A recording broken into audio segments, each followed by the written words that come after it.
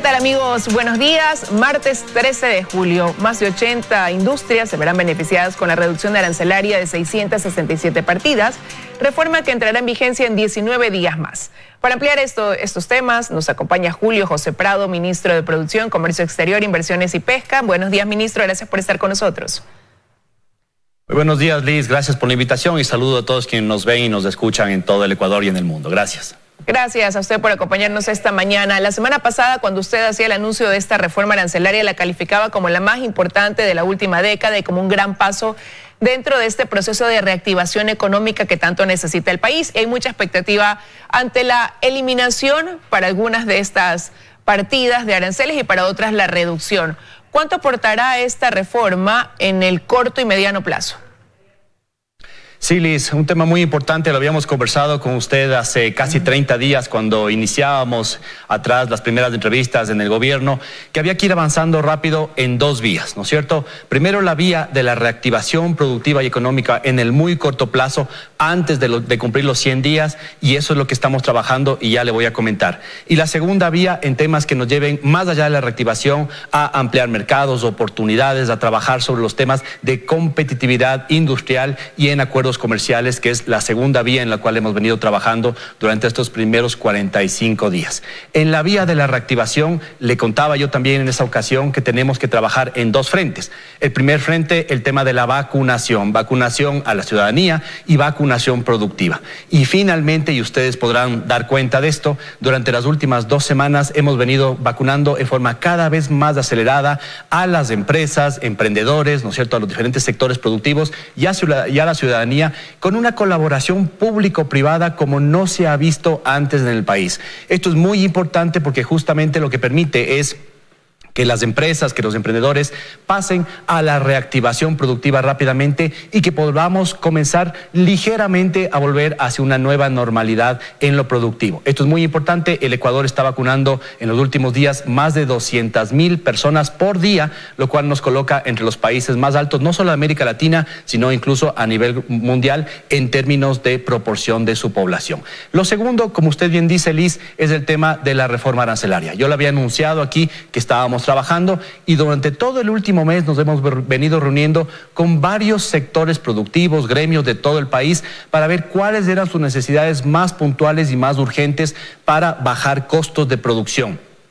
Y ahí nos hemos enfocado, Liz y todos. Hemos trabajado básicamente en bajar costos para 81 industrias, 667 productos arancelarios o partidas arancelarias que serán objeto de reducciones en más del 89% a 0% de arancel. Esto no se había visto antes porque sí había habido reducciones arancelarias en los últimos años, pero sobre todo muy enfocadas en ciertos sectores. Esta es absolutamente transversal, con el objetivo de que podamos ya caminar hacia una reactivación productiva, Liz. Ahora, ministro, ¿y cuál fue la base que se aplicó? Porque como ya usted lo mencionaba, hay algunas de estas partidas cuyo arancel se reduce a 0, pero hay otras que van gradualmente 5%, 10, 20, 25% y así. ¿Cuál fue entonces la base que se tuvo para poder definir cada porcentaje a reducir en las más de 600 partidas consideradas inicialmente?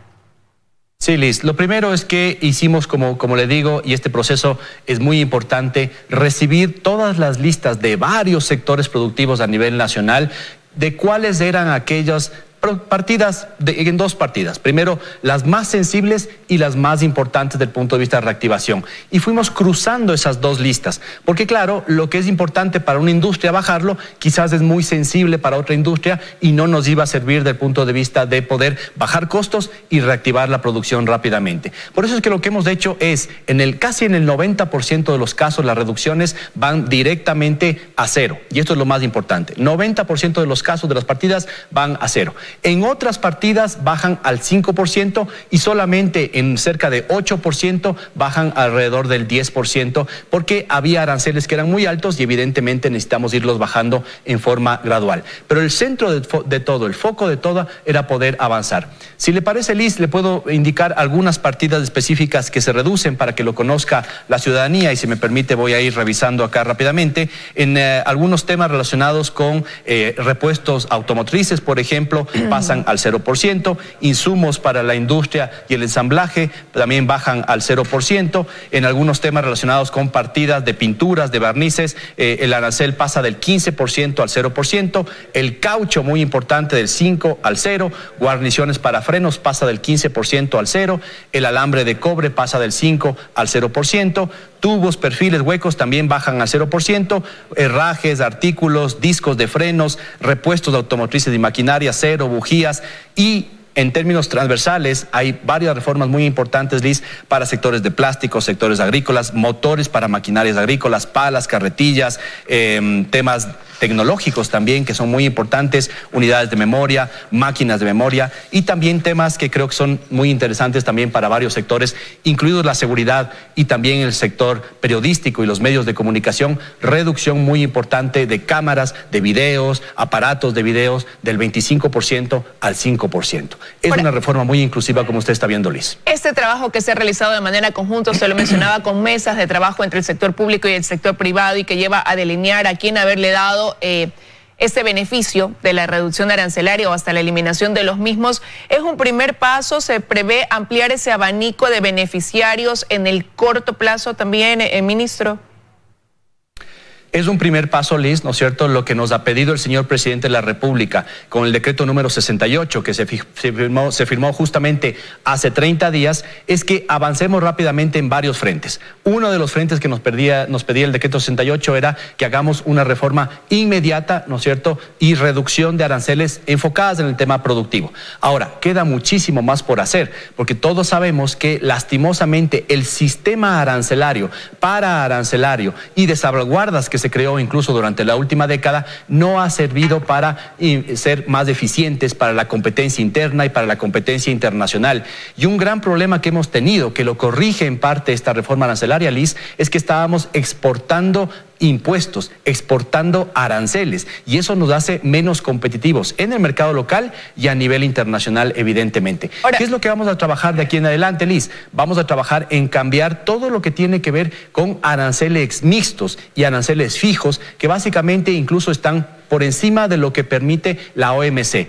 Y después iremos caminando hacia poder tener más acuerdos comerciales con varios países que nos permitan ya ir bajando los aranceles y que se traduzcan también en precios más adecuados hacia los consumidores en el mercado interno. ¿Y qué esperan ustedes de la contraparte, de todas estas más de 80 industrias que se van a ver beneficiadas a partir del 1 de agosto cuando ya entre en ejecución esta reforma arancelaria? Liz, le doy una respuesta con un par de cifras también. Hemos pasado por la peor crisis productiva de la historia del Ecuador.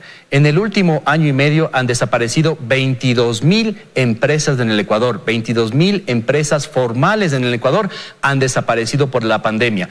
El impacto para el sector privado de esta pandemia ha sido de 15.000 millones de dólares en pérdidas de ventas, es decir, casi el 15% del PIB en pérdidas de ventas. Esta reforma arancelaria lo que le debe permitir al sector productivo es sacar la cabeza por encima del agua y comenzar ya a trabajar con una visión de reactivación productiva post-COVID.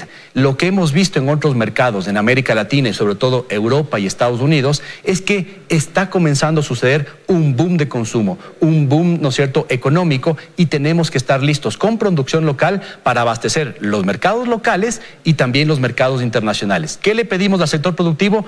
Que produzca, que contrate más gente, que comience a reactivarse y que conjuntamente con la vacunación productiva que va a ir abriendo cada vez más la economía, que podamos volver a tener una cierta normalidad y aprovechar esas oportunidades que también va a abrir el gobierno en varios mercados a nivel internacional y las inversiones que van a venir, que son este conjunto de estrategias de reactivación productiva que estamos proponiendo. Bueno, el sector industrial, el sector productivo le va a significar, sí, poder sacar la cabeza, como usted decía, comenzar a respirar, es un aliciente sin duda alguna y mucha expectativa se genera de reactivación para ese sector, pero esta medida que acaban de tomar implica un impacto fiscal para el gobierno de casi 200 millones de dólares que dejarán de recibir en ese sentido. ¿Cómo lo van a compensar?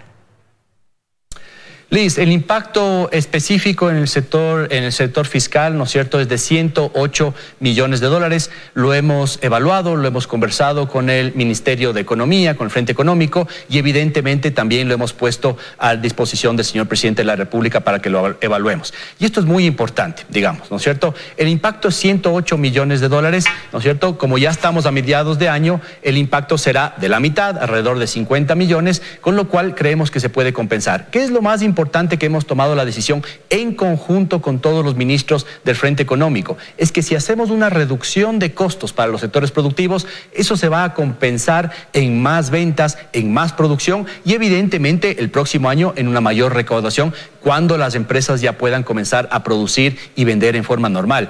Eso es lo que cree el gobierno actual y eso es lo que creemos en este ministerio, que el centro de la reactivación tiene que estar en las empresas y que si es que alguien tiene que hacer un sacrificio en este tema es el sector público, ¿no es cierto?, en favor de la reactivación productiva y de los sectores privados, que son finalmente quienes producen, quienes hacen productividad y quienes contratan a la gente. Eso es muy importante, ¿no es cierto?, para salir adelante, Liz. Pero ¿cómo será ese sacrificio? ¿Cómo se traducirá, se plasmará desde el sector público? Porque de alguna manera hay que compensar esos 108 millones de dólares que quizás estaban presupuestados en un inicio, pero dada la necesidad de aplicar esta reforma arancelaria para dar otro paso dentro de la reactivación, pues se toma esta medida, ¿no? Pero, como digo, era algo que a lo mejor estaba presupuestado y que hoy van a tener que ver cómo equilibrar esa cifra que también es importante para el gobierno.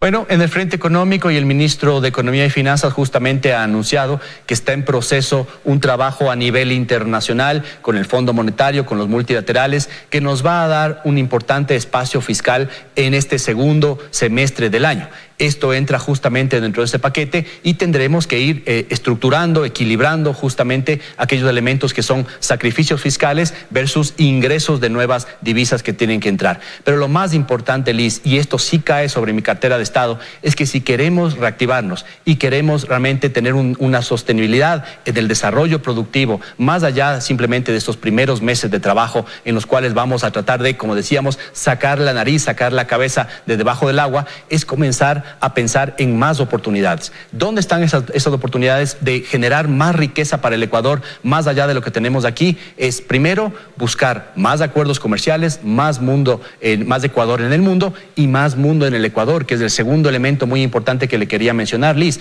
El tema de atraer capitales, atraer inversiones, atraer inversionistas que vengan al Ecuador, que traigan capitales, que traigan empresas y que abran oportunidades para que esto se junte con la reactivación productiva que estamos haciendo adentro del país. Si no lo hacemos así y si no miramos hacia el mundo, ya sea para acuerdos comerciales o para atraer inversiones, pues se nos puede pasar nuevamente el tren de esta reactivación productiva, de este boom que estamos viendo a nivel internacional. No hay forma en la cual el Ecuador pueda desarrollarse en el largo plazo si no comenzamos a ver también a otros espacios como lo estamos proponiendo, Liz. Ahora, pero para lograr eso, también ser más atractivos, incluso fuera del país, hay que hacer otros cambios y poner en orden ciertas cosas dentro de casa también. Y ahí, ayer conversaba aquí con Pablo Zambrano, presidente de la Federación de Cámaras de Industrias del Ecuador, y hablábamos sobre este tema que también resultó un ofrecimiento dentro de avanzar, al menos dentro de estos 100 primeros días de trabajo, y tiene que ver con reglamentaciones, con el tema de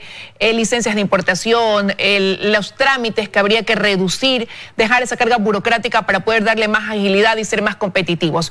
¿Cuánto se avanza también en ese sentido de manera conjunta entre el sector público y privado? Sí, Liz, esto es muy importante y les tenemos buenas noticias también.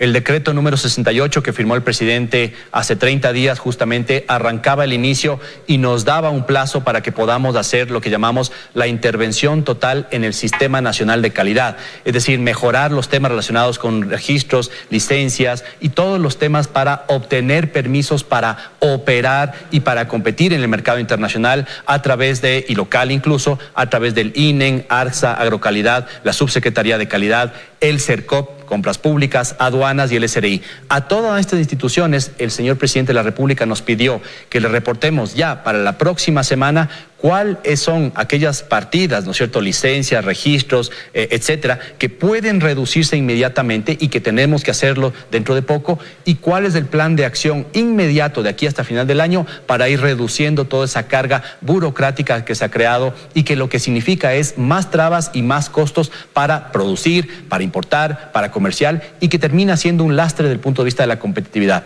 Estamos ya en la última parte de poder compilar toda esta información que hemos recibido de las diferentes instituciones, de diferentes ministerios incluso, y lo presentaremos la próxima semana al señor presidente dentro del plazo que se nos ha dado. Y otro elemento, Liz, que le cuento que sucedió el día de ayer, acabamos de activar, después de casi 20 años de estarlo pidiendo en el Ecuador, por primera vez se activa un Consejo Público-Privado de Competitividad, Innovación y Emprendimiento. ¿Para qué es esto? Este es un espacio muy importante que en otros países, en Irlanda, en España, en Costa Rica, Chile, Colombia, Perú, ha servido para poder trabajar en visiones de mediano y largo plazo, no solo en reactivación, no solo en el corto plazo, sino innovación, emprendimiento, más trabajo y al final del día competitividad. Esto por primera vez se hace en el Ecuador y también es una buena noticia para ir caminando en estrategias de desarrollo. ¿Quiénes integran este consejo, ministro? Mire, se creó la ley, la creó el año pasado, ¿no es cierto? Se llama el CONEIN, es el Consejo Nacional de Emprendimiento, Innovación y Competitividad, y está integrado en su cúpula, ¿no es cierto?, por representantes de la academia, representantes del sector privado, empresas, comité empresarial y representantes del sector público. Y lo que vamos a hacer, más allá de este grupo, ¿no es cierto?, que se ha creado en la ley y que ahora lo activamos, lo que hacemos es que vamos a trabajar en diferentes mesas de trabajo a nivel nacional, a nivel provincial, incluso en dos líneas. La primera línea, poner en marcha la estrategia de competitividad industrial basada en clústeres productivos más importante que ha tenido el Ecuador en su historia. De aquí hasta final del año vamos a tener en marcha 20 clústeres industriales, 20 clústeres productivos, que básicamente son estrategias de colaboración público-privada, pensando en desarrollarnos mucho más y generar valor agregado. Y por el lado de reactivación, estamos armando, para también esta próxima semana, el día lunes próximo, vamos a reunir al Comité de Reactivación Productiva, que lo que va a buscar son acciones inmediatas que permitan avanzar, además del tema de aranceles, además del tema de licencias y demás que hemos comentado, en otras estrategias para reactivarnos en los próximos días. Ahora, se ha propuesto un gran objetivo dentro de este gobierno que usted lo mencionaba, y es más Ecuador en el mundo, más mundo en el Ecuador. Los ojos están puestos en ver cómo avanza y cuándo se logra concretar también este acuerdo comercial bilateral con Estados Unidos. Lo empezó el gobierno anterior, han tenido acercamientos desde lo político también, lo económico. Hubo una delegación que fue a Washington, pero más allá de sentarse en la mesa y ya asentar ciertas cosas, ¿cuánto realmente se va avanzando ya en lograr un acuerdo definitivo con ese país? Sí, Liz, mire, todas estas estrategias van de la mano y tienen que ir en forma secuencial. Hablábamos primero del tema interno, competitividad interna, desarrollo, reactivación productiva y la estrategia de competitividad. Esa es una línea. La segunda línea que le comenté, el tema de inversiones. Muy importante también traer más inversiones al Ecuador. Y la tercera línea que usted la propone es exactamente esa. Más Ecuador en el mundo y más acuerdos comerciales donde lo requieran nuestros emprendedores y nuestros empresarios, sin dogmas, sino ir caminando hacia una apertura cada vez más inteligente. Y ahí tenemos varias líneas que estamos trabajando. En el corto plazo estamos trabajando en un acuerdo comercial con México, ¿no es cierto?, en el cual todavía nos falta trabajar y cerrar varias mesas de negociación, alrededor de 11 mesas de negociación, y estamos tratando de acelerar ese proceso para que podamos ir avanzando hasta final del año con el cierre de ese acuerdo.